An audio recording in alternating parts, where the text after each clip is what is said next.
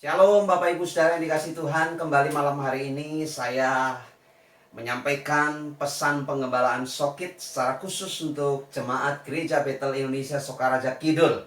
Dan saya rindu mari kita semua bersama-sama membaca, menyimak kebenaran firman Tuhan. Saya akan membacakan buat kita sekalian dari kitab Mazmur pasal yang ke-9 ayat yang ke-18 sampai ayat yang ke-21.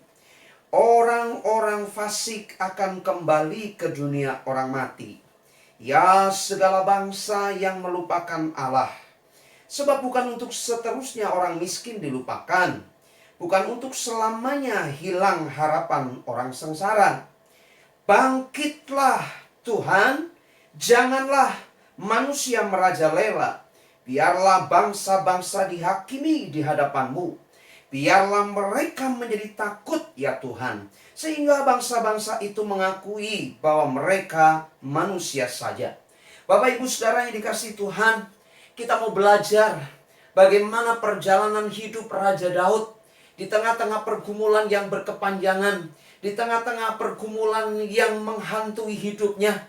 Tetapi Raja Daud sungguh luar biasa dalam keputusasaan sebagai seorang manusia biasa. Raja Daud melihat situasi kondisi di sekelilingnya. Penderitaan, pergumulan, persoalan, tantangan dia hadapi. Di waktu-waktu lalu saya sudah sampaikan belasan tahun Raja Daud mengalami pergumulan yang begitu rupa. Nyawanya terancam. Kehidupannya dari satu kondisi bahaya kepada kondisi bahaya yang lain. Tetapi dalam semuanya itu Daud belajar mengenal Tuhan secara pribadi. Dalam konteks ini kita belajar bagaimana Daud memberikan sebuah pemahaman. Firman Tuhan menjelaskan kepada kita bahwa kita yang pertama adalah manusia biasa. Saudara, di ayat yang ke-18 dan ayat yang ke-21 menjelaskan bagaimana orang fasik juga akan mengalami kematian.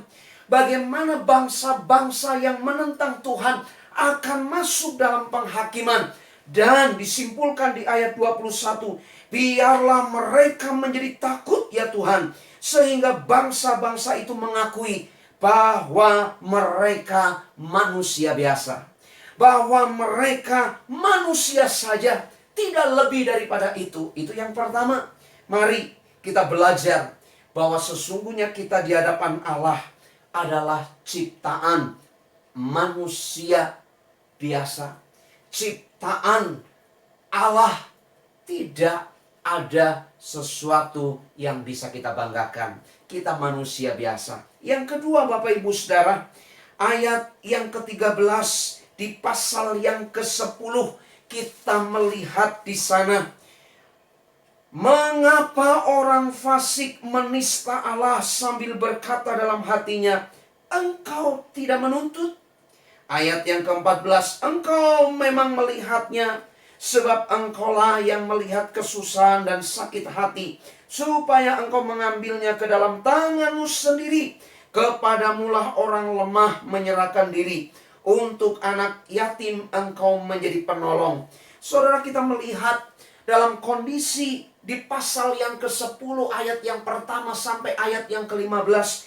Bagaimana kita diperhadapkan, kita menonton dosa orang fasik yang begitu rupa sampai mereka mengabaikan prinsip-prinsip kebenaran. Dan yang kedua, kalau yang pertama kita melihat, kita belajar bahwa ciptaan Allah, kita sebagai ciptaan Allah hanyalah manusia biasa. Yang kedua, kita sebagai manusia biasa diperhadapkan dengan dosa-dosa yang bisa saja membawa kita untuk terjerat di dalamnya. Daud melihat kondisi orang fasik yang begitu rupa dengan kejahatan, dengan dosa-dosa mereka. Bahkan mereka menyangkali Tuhan, seolah-olah menantang Tuhan.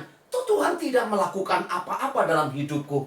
Saudara, ini berbahaya buat hidup kita. Kalau kita sampai terjebak ke sana, kita berpikir bahwa selama ini aku ini, itu, dan lain sebagainya, toh Tuhan tidak apa-apa dalam hidupku. Hati-hatilah, kita sedang diperhadapkan Suatu kali waktu ketika kita terpeleset, kita sesungguhnya sudah masuk dalam perangkap itu. Tetapi saya mendorong jemaat Tuhan yang dikasihi, mari kita belajar untuk tetap hidup dalam kebenaran. Dan yang terakhir, di ayat yang ke-16 Mazmur pasal yang ke-10, Tuhan adalah Raja untuk seterusnya dan selama-lamanya, bangsa-bangsa lenyap dari tanahnya. Keinginan orang-orang yang tertindas telah kau dengarkan ya Tuhan. Engkau menguatkan hati mereka, engkau memasang telingamu untuk memberi keadilan kepada anak yatim dan orang yang terinjak, supaya tidak ada lagi seorang manusia di bumi yang berani menakut-nakuti. Yang ketiga, Bapak Ibu Saudara, sebagai manusia biasa, kita menyadari bahwa Tuhan punya kedaulatan penuh. Tuhan sebagai Allah semesta halik langit dan bumi, Dia adalah Raja yang berdaulat sepenuhnya. Mungkin orang fasik, orang yang tidak mengenal kebenaran berkata, aku buat ini, buat itu, toh Tuhan tidak melakukan apapun. Tapi satu kali waktu, sesuai waktunya Tuhan, Tuhan berdaulat penuh. Dan Tuhan akan menyatakan kedaulatannya sebagai Raja yang adil. Tuhan akan menyatakan kedaulatannya sebagai Hakim yang adil. Dan putusannya tidak bisa diganggu-gugat. Tetapi saya berdoa setiap kita sekalian sungguh-sungguh belajar, mengerti apa yang harus kita lakukan sesuai dengan firman-Nya. Dan Anda dan saya dan setiap kita sekalian beroleh kemurahan dari Tuhan. Kemurahannya luar biasa, kemurahannya dahsyat dalam hidupmu dan dalam hidup kita sekalian. God bless you all.